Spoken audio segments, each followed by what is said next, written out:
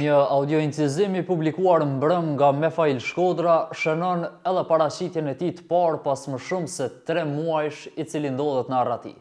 Zëri dhe dhënat që ai dha mbrëm në këtë audio-incizim padyshim se vurin befasi shumë njerëz që ndoshta as nuk e prisnin një paraqitje të tillë. Ai është i dyshuari kryesor për vrasjen e 3 fisht në Gjilan të ndodhur në gusht të këtij viti, e ku mbeten të vrarë fatkeqësisht Selami dhe Edmond Hasani Babe Bir, si dhe Abedin Hoxha. Bashkë me të, si të dyshuar, figurojnë edhe djemtë e tij Angel Shkodra dhe Edonis Shkodra. Për të gjithë ngjarjen tragjike se si ndodhi, si u dakorduan që i pranishëm të mos ishte Bujar Hoxha dhe se si u rrahen e u plagosën atë ditë në kafiteri, versionin e tij e dha mbrëm akteri kryesor i këtij rasti, i famshmi Mefail Shkodra. Shkodra në rrëfimin e tij e ndon në 2 pjesë. Ngjarjen si ndodhi atë natë dhe se si erdhi puna deri tek shkrepja e armës, ndërsa në pjesën tjetër flet e përmend emra se si sipas tij i ranë në qafë disa polic hetues e special në Gjilan për ta futur në burg Mefail Shkodrën prej kohësh. Shkodra e nis rrëfimin e tij nga Bujar Hoxha, me të cilin thotë se u njohej në objektin ku banon Shkodra pasi Bujar Hoxha ishte përgjegjës për mirëmbajtjen e atij objekti. Mefaili kishte një vetur Audi Q5 për shitje dhe Hoxha i kishte thënë se ap mashet. Ishin marrë vesh për shitblerje tek noteri, mirë po Hoxha i kishte thënë Mefail Shkodrës se nuk ka para për t'ia paguar fillimisht, por do t'ia dërgonte më vonë. Sipas Shkodrës, ai kurrë nuk i mori paratë e veta për veturën që ja kishte shitur Hoxhës përveç 3.000 eurove. Sipas Shkodrës, ai u detyrua ta dërgonte tek përmbaruesi sepse nuk dëshironte të merrej më me Hoxhën. Shkodra tha se pasi që Hoxha kishte edhe borxhe të tjera, kishte shkuar që t'i kërkonte edhe para me fajde, por Shkodra thotë se nuk ja kishte dhënë ato para, pasi që i kishte thënë se nuk merret me ato punë. Për këtë Mefail Shkodra ka siguruar edhe një incizim të bisedës ku dyshohet me të vërtetë që Hoxha i kërkon para me fajde Shkodrës dhe se ky i fundit nuk ja lëshoi. Pas gjithë kësaj ngjarje, Bujar Hoxha vendos të denoncojë në polici Mefail Shkodrën për fajde, ku Shkodra në atë moment dorëzon dëshmi se si Bujar Hoxha i kishte kërkuar para me fajde dhe Mefailin nuk ja kishte dhënë ato.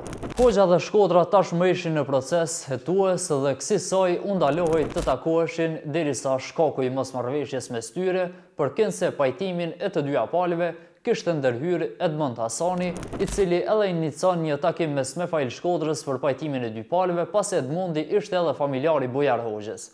Takohen në kafenin ku ndodhi vrasja. Në takim, sipas Shkodrës, vije vetëm tashmë viktima Edmondi dhe babai i tij Selami Hasani.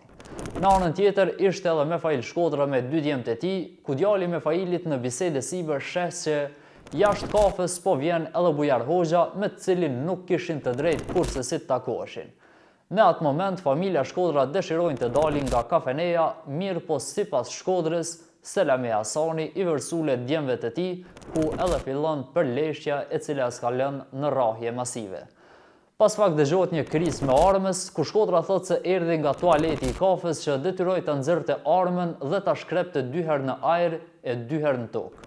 Pasi shpërndahet turma, Shkodra jep detaje që si me 2 djemtë e tij largohen nga kafeneja të qetë, por nuk dorëzohen në polici, pasi që sipas Shkodrës e gjithë ngjarja u skenua nga vetë policët e Gjilanit që të eliminohej Mefail Shkodra. Shkodra akuzon edhe disa pjesëtar të policisë në Gjilan, për cilët thotë që prej kohësh merren me fajde e gjëra tilla dhe se të njëjtit për ta pastruar veten nga fajdja, i kishin rënë qafa atij derisa për ta kishte dorëzuar shpesh ankesa në Inspektoratin Policor të Kosovës, mirë po asnjëherë sipas tij nuk ka marrë ndonjë përgjigje. Emrat e zyrtarëve policor që i akuzon Shkodra nuk do t'i publikojmë derisa nuk ka dëshmi të mjaftueshme për fajësinë e tyre. Në fund Mefail Shkodra thotë që do të dorëzohet vetë në polici për gjithë ngjarjen bashkë me 2 djemtë e tij, pra Edonis Shkodrën dhe Angel Shkodrën, pasi që të gjithë atë natë kishin vepruar në vetmbrojtje. Kujtojmë se vrasja e 3 fisht në Gjilan ishte një nga më të rëndat që nga pas lufta, derisa nga prokuroria e hetuesia në këtë qytet nuk është se kanë dhënë ndonjëherë detaje shtesë se çfarë në fakt ndodhi atë ditë në Gjilan. Të dyshuar kryesor për ngjarjen janë Mefail Shkodra bashkë me 2 djemtë e tij, Edonis Shkodrën dhe Angel Shkodrën.